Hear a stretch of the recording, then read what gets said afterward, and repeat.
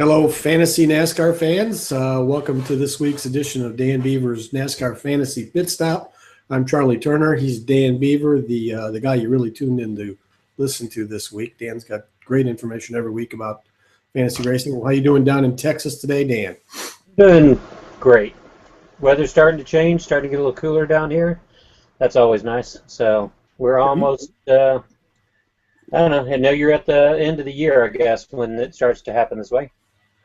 Yeah, it's definitely cool enough here. We're supposed to get a pretty big, significant rain event the next couple of days too. So hopefully that will avoid Kansas anyway, because that's where we're going. We're going to Kansas Motor Speedway, similarly configured mile-and-a-half track, as you like to call them. In my mind, in the past, I've always kind of likened this track most closely to Chicagoland. Is that the case? I mean, is that the closest comparable, or am I off there? I think Chicagoland, Kansas, and Kentucky are all relatively close, and it's fitting that they're the latest three of the similarly configured mile-and-a-half tracks. They're all relatively low banked, so that helps them out. Chicagoland and Kansas have kind of the same weather conditions. The only difference being that Kansas repaved, what, 5 races ago and slightly reconfigured. So we're still dealing with the effects of that, but each race that goes by, that effect becomes a little bit less severe, less intense. First race was a tire killer on the new pavement, and I don't think it's been quite as bad since then, but we did have some tire wear issues start to affect the drivers back in May. So, yeah, that was a long way just to say yes.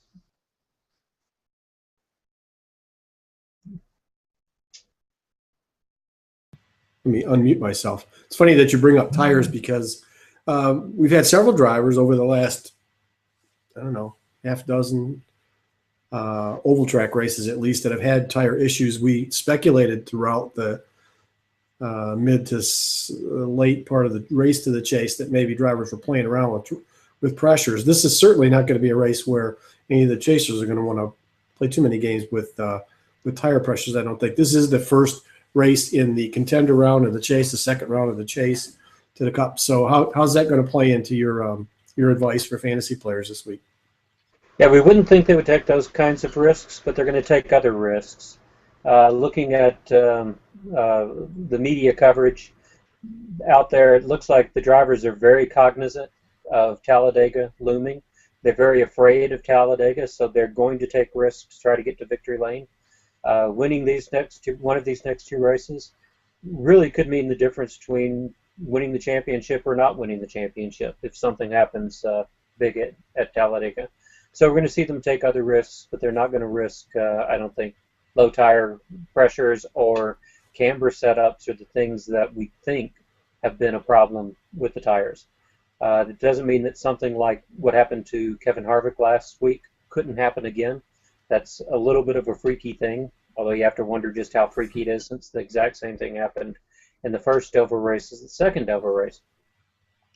The upside, or one of the things that I think we're going to face this week is 8 of the drivers in the chase have top 10 3-year average finishes at Kansas. So they're all good here. You don't get to the chase by not running well on the similarly configured tracks. And it seems that at the moment you don't get to the chase without running well at Kansas. We've got Johnson and Kenseth with identical average finishes of something better than 6. So kind of like at New Hampshire, the net effect of the problems faced at New Hampshire was no effect at all because everybody suffered them. I think the net effect of running well at Chicagoland is going to be no effect because the top 10 is going to be dominated by the chase contenders again. Charlotte will be a little bit different. You get a few more dark horses at Charlotte coming up next week. But the only guy who's really going to come out of here with a good sense of what's happening to him for the rest of the chase is going to be the winner. So that's going to contribute to the gamble as well.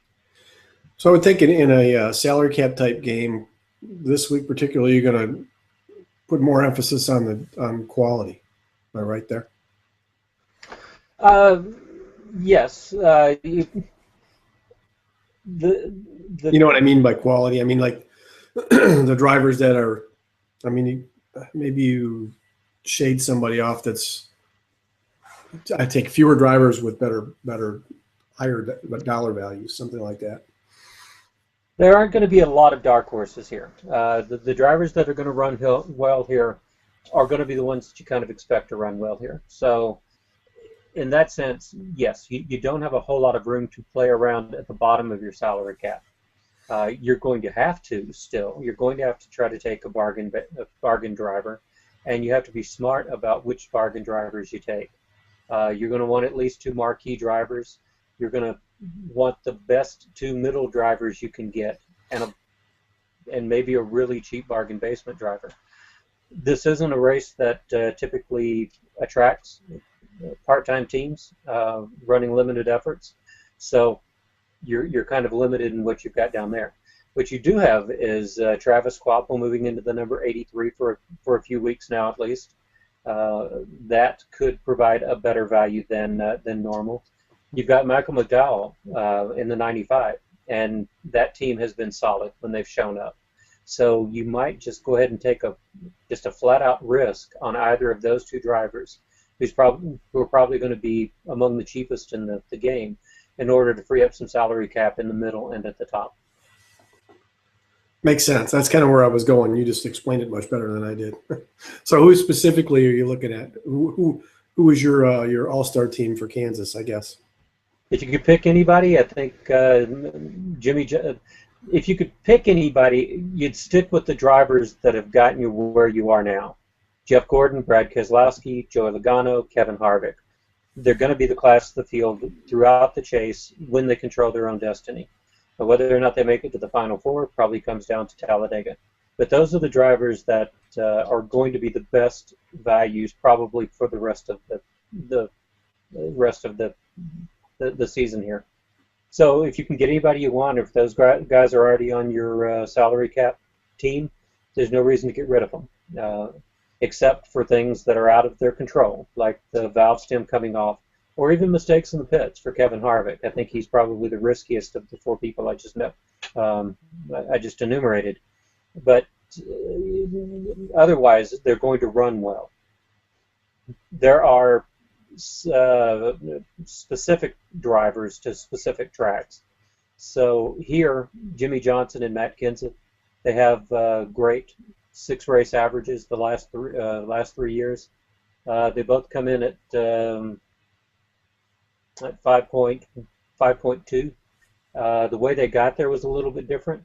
Matt Kenseth has 2 victories in the last 4 starts. Jimmy Johnson's last victory came in 2011. So Johnson's been a little more consistent. Kenseth's been a little stronger when he's run well. Both of them have a few problems right at the moment. Jimmy Johnson doesn't have that same kind of dominant personality, that dominant stance that he's had in the past. And Matt Kenseth's lost some of the consistency that marked him so well. But these are tracks that, like Clint Boyer pulled off the top 10 last week at Dover and went in there with a long streak of top 10 finishes. These guys should be okay to at least get a top 10. Should contend for top 5s, but neither of them finished in the top 5 back in May. Johnson was 9th, Kenseth was 10th. Expect both of them to do a little bit better, but they're going to be in the 6th, 7th, 8th place range probably instead of the top 5. So how much do you want to give up to get them? If they've come down, Kenseth probably has come down in a salary cap game. Johnson may have come down in a salary cap game. Then it's probably worth getting them if you free up enough money by taking the bargain basement drivers. If they haven't, then forget about them for a moment. Keep the marquee drivers that you have and move your focus to what you're going to do with those mid-tier drivers. Are you staying away from the other Gibbs drivers this week? If it's you, are you staying away from Kyle Busch and Denny Hamlin? I think I would be. Denny Hamlin's been hard to predict. He's running well on tracks where he hasn't traditionally run well, and he's struggling on tracks where he's traditionally dominated. So you might take him in a obverse way because he could just be a little bit better now than you think he's going to be. Kyle Busch, I would definitely avoid. He has 3 top 10s in the last 3 races this season, but Kansas is his worst track of all 23 that NASCAR competes on in terms of career average finishes. So he could squeak out another top 10. It's far from guaranteed, and he's more likely to finish somewhere in the 15th to 20th place range, if unless they get everything perfect. So I definitely would avoid Busch. Hamlin, I might make a race day decision if he has good top 10. If he has good 10-lap average runs, then he could be someone that you think about. But I think there are better options and probably better dark horses than him. Yeah, what I go back to on Hamlin, and the reason I brought him up specifically is I remember 2 years ago when he was in contention for the chase, going to Kansas, expressing that after we get past Kansas, we should be really tough. He does not have a good feel for Kansas, or at least he didn't 2 years ago, and I can't believe the last 2 years have really added to any level of confidence for him there. So I'd kind of duck him, I think. The other two teammates, though, that might be surprises and maybe their value in a salary cap game would be the two Ganassi drivers. What do you think there? Well, Kyle Larson, it's hard to judge him by what he's done in the past or for the entire season because he's come on so strong here recently. Last week was the first time in his career that he posted 3 consecutive top 10s. He could easily get another one. He finished 12th here in May. So, yeah, strong. Probably not going to sneak up on anybody at this point, and neither is Jamie McMurray. McMurray was doing really well until last week at Dover, and once he got mired back in traffic, there was just no fixing whatever the problem was. That probably was a one-race bump. He should go back to finishing in the top 15. And for his value, yeah, that for his price, that probably makes him good value. By the numbers, Eric Almirola could be a good value this week. One reason that he might have been so disappointed last week that he didn't advance is because he's run well at Kansas in the last little bit. He has 3 top 10 finishes in his last 3 races, and had to be thinking this was a place where he could make some noise if he survived to this point. Of course, he didn't. Now he's going to be looking to prove that he should have, and that gives him a little extra speed too. So I think Almirola could be one of those good mid-priced dark horses. We talked on the On Pit Row show on Tuesday about Casey Kane and how strong he is on this track and the next one. How strongly do you feel about Casey this week? He did qualify to continue in the chase barely, but I think he's got a very good chance of qualifying for the next round in one of these next 2 races by winning. He did, and I think you're right. He has top 5 finishes in 4 of his last 6 races at Kansas. He won at Atlanta. I think he swept the top 15 so far on similarly configured mile-and-a-half tracks. So yeah, now that he's made it to this point, he should have good top 10 finishes. I think the key for him advancing is probably going to come next week at Charlotte.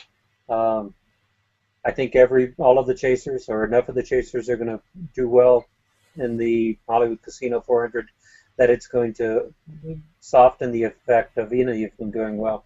So next week is going to be kind of the kicker. It's going to be the one that everybody looks to outperform significantly enough of the competition to give them a little bit of breathing room going into Talladega. Can Kane win? I don't know if he can win.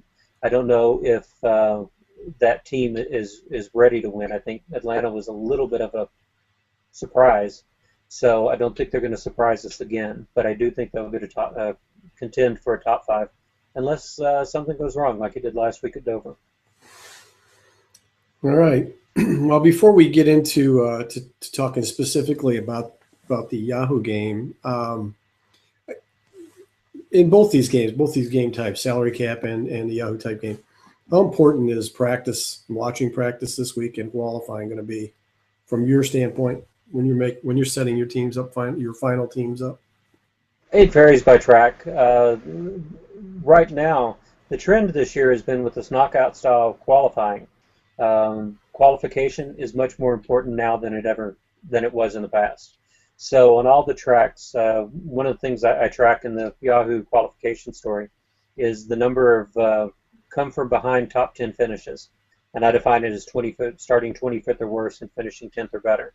So that almost every track is trending down on that. Fewer drivers who start back 25th or worse are finishing in the top 10. I haven't dug into the numbers enough to know exactly how far up the roster that is impacting things, and I think it'd be a little difficult to figure it out to that kind of granularity because of other things that go on. But the fact that number is shrinking by the week means qualification, starting positions becoming more and more important as we go along. For one of the mile-and-a-half tracks, it's a little less important perhaps than it was last week at Dover. Last week it was critical, and we had one driver that managed to finish. I think Martin Truex Jr. finished 10th after starting 26th. So, and before that, only 2 drivers in the previous 6 races, or 3. I forget the number exactly, but it was a very small amount. So. There it was very important. Here it's going to be important because it's increasingly important everywhere, but it's not going to be as important as it was last week. Well, you alluded there to your your Yahoo Sports qualification story. So, and I want to give a shout out here if you're watching this, and if you're not already, haven't already bookmarked Dan's things over at yahoosports.com, you want to do that. He does an extensive fantasy preview every week for the track. How many pages this week? Probably 20, 22 pages. 22, yeah. Right in there. Really extensive, good stuff, great stuff. If you want to really get into this and geek out, you need to bookmark that, download it, and keep that PDF next to you when you're setting your teams up. And then also his qualifying story, which is a separate thing. And also, as Dan points out, things like you just heard there about the qualification differentiation between qualifying 25th and finishing top 10. So that's all good stuff. And Dan also writes for rotoworld.com, has unique content over there. You had something special this week, didn't you, at RotoWorld? Well, there's a relatively new column that we're doing that profiles the chase and how it impacts the fantasy values for the drivers that are chase contenders. So that goes up on Tuesdays. On Thursdays, I do a stats column there. That's up there now. So go to RotoWorld, navigate to the NASCAR pages, and look for the Chasing Kansas and Hollywood 400 stats columns. I think will give you a little bit of a different take. And to be successful, you kind of want to look at numbers in several different ways. You want to look at recent momentum. You want to look at track record. So you play with that back and forth, and you try to find that sweet spot where recent momentum and track record come together, and that makes a driver the favorite going into the weekend. For the most part, though, to finish paying off the earlier question, the weekend activities probably tell you more than anything else. When drivers practice well, when drivers qualify well, they shouldn't sneak up on you. But it's hard to pay attention to all 43 drivers or even 20 of the drivers with any kind of specificity. So what you want to do is read the previews and kind of have an idea of which drivers you're going to be keeping an eye on. Then where Yahoo's concerned, obviously, you have to set your roster before qualification, the night before qualification, so you don't get the benefit of making your first selection based on what they're doing once they hit the track. Well, before we actually get into your advice for people playing the Yahoo game this week, I have a question for you about a specific driver.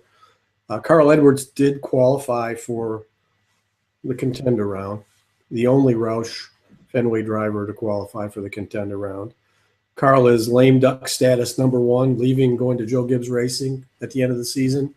We speculated all year whether or not he was getting the best stuff or not, or if Jack was trying to, why wouldn't he try to get the driver that's sticking around with him, Greg Biffle, to do, to perform better. That didn't work out. Are you confident that Roush is behind Carl Edwards for these last? What we got? We got 7 races to go, right? Any confidence there? Is Carl going to eliminate himself, or what do you think? Well, I don't think there's any reason to believe that Jack Roush isn't giving him the best equipment he possibly can since a championship is on the line. However, the question still kind of just tickles the back of my brain as to whether or not how badly he wants to win a championship with a driver who's just about to leave him. And even if that's not the case, I'm not sure that Edwards and Roush Fenway have the equipment that is, even if he gets the best equipment, I'm not sure the equipment is up to challenging the Penske guys and the Hendrick guys. So at some point he's going to fall out. He's crash prone at Talladega. That's probably what's going to do him in. And he has not run well enough on the tracks where he used to dominate to offset that. He has top tens in the last two races at Kansas, but that doesn't mean that he won't finish in the low teens this week or in the mid teens. And if he does that 2 weeks in a row, and anything happens to him at Talladega, he gets knocked out this round. If he doesn't get knocked out this round, I just don't see him advancing to the Final Four. I think that is going to be some combination of the Hendrick guys, the Penske guys, and maybe Kevin Harvick. That's where the top four is going to come from. Anybody else that makes it would be a huge surprise. Okay, well, that was my specific driver question going forward. Let's get into what you're thinking for the Yahoo game. Well, since we were just talking about Edwards, why don't we just start with B? And saying that I don't think he's going to make the chase, or I don't think he's going to perform as well as we've become accustomed, doesn't mean that he isn't necessarily a good value. And in a game like Yahoo, where you've got limited allocations, you can't take Joey Logano and Brad Keselowski every week because they get exhausted after nine starts, then you got to look for those other drivers. And Carl Edwards, he's got enough motivation. He's one of the chasers. The chasers all have good records at Kansas. He has back-to-back top tens. Then he's a driver that I think if you haven't exhausted him, he probably should be on your provisional roster for Yahoo, and then you make a race day decision as to whether or not you want to start him. Over the past few weeks, during the past several weeks, I've said you probably want to keep Keselowski and Logano on your roster because of the bonus points that they give you. Now, with Logano missing the top 12 last week, you might want to keep one of the two of them on to try to get the bonus points from that driver. Hope you get the right one to qualify well. Logano still tends to qualify a little bit better than Keselowski overall. And make sure that the rest of your Group B has drivers that give you some options. Edwards belongs on the provisional roster because of what he's done. Paul Menard has been an interesting dark horse off and on. Martin Truex Jr. is an interesting dark horse this week. He's finished 10th last week, and it was his third consecutive top 15.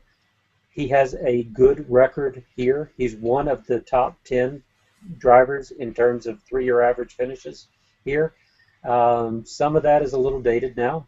He ran a little bit better a couple of years back than he has now, but he had runner-up finishes in both races of 2012 and a fourth-place finish the next year. Now that he's starting to do a little bit better with furniture or with Barney Visor, he might deserve a spot on your roster to see if he posts good practice times. And this stage of the season, you're going to have to start to use a few more dark horses. You can't use the guys that you've been relying on all year because you're running out of them. So I think he's a good dark horse. Eric Almirola, we mentioned, is a good dark horse. Paul Menard, I think, is a good dark horse. Carl Edwards, Ryan Newman. Those are the guys in Group B that you're going to get 3 of those drivers and then one of the Penske pals. And you probably aren't going to start the Penske guy because you don't want to exhaust him yet, but you might. Unrestricted intermediate speedways are where they've really shown the difference to the rest of the field. So this might be the time to just go ahead and exhaust one of them if you have to, and realize you've got 6 races after this where you're not going to be able to use them for qualification bonus points. And of course, Talladega is one of those, so you really only have 5 races. It's a crapshoot as to who qualifies well at Talladega, the same as it is who's going to run well with this new knockout style format. And especially there's a new qualification format at Talladega. We have no idea what that's going to do this year or this race. So Yeah, I can't wait to watch you squirm 2 weeks from today. We have to talk about that race again. yeah, Actually, you don't squirm too much. You just admit that you can't pick anybody, right? Just yeah. pick the bad drivers and forget about it. Yeah, we're actually just I'm thinking about for that preview, just taking a scan of a quarter and just posting that. Flipping it. Yeah. So scan of the front, scan of the back. Say, okay, whichever of these looks good to you. That's how you pick the roster. But that really Talladega really impacts us right at the moment because drivers are focusing on it. So instead of it just being a one race headache, it's going to create a 3-race headache this year, and that's one reason I'm probably a little grousier about it. Not a word, but you guys get the idea about it this year than I am most years. So yeah, I think this Sunday is really going to be interesting to see how it ends up. There's going to be some desperation there. There is. Yeah. And then in Group A, we talked about Kenseth and Johnson. Gordon might score the most points, might contend for the victory. Kevin Harvick will certainly run well. Whether or not he finishes well is anybody's guess. But I've got Johnson and Kenseth handicapped high because not just because of that 5.2 average finish, but because they've been consistent. So if they miss, they're not missed by much. It's what I call a high reward, low risk pick. You're probably still going to get a top 10 out of them if they don't contend for the top 5, and that makes them, sometimes consistency is more important than raw strength. I think this is one of those times. Then you drop down to Group C, and there are no surprises there either. Larson, Dillon, Patrick are going to be the class of the field there. Larson's going to score maximum points. Start him if you can. If not, move to Dillon. Start him if you can. If you can't, then Danica Patrick makes a better option here at Charlotte and at Texas than she will probably any other week. Beyond that, the short flat tracks, it'd be a bit of a coin flip between Danica Patrick and Justin Allgaier. So at this stage, you kind of want to plan out those last allocations in Group C because it's been so tight down there, and Larson and Dillon have dominated it so completely that if you don't know where you're thinking about playing drivers for the next 5 weeks down there, flip a coin for Talladega, then you're behind the game, and you should be thinking about that right now. You should be planning out when you're going to use your final Larson allocation, your final Dillon allocation, and which tracks are going to be the best for Danica Patrick and Justin Allgaier. I personally like Kansas for Allgaier. He has some ARCA success at Kansas Speedway, in addition to his NASCAR success. So I think he probably has a good feeling going to that racetrack. Well, he does. Well, his Cup experience has been very consistent, but not overly strong. Almost all of his finishes on the similarly configured mile and a half tracks have been in the mid-20s. He has 4 of 7 races have been in the mid-20s, and the others have been in the 30s.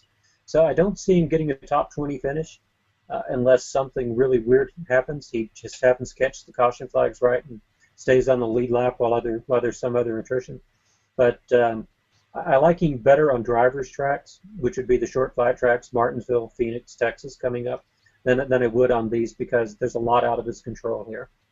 He can be as good as he wants to be, but if he doesn't have the horsepower underneath him, right, or a good base setup, it's just not going to. His skill isn't going to make much of a difference.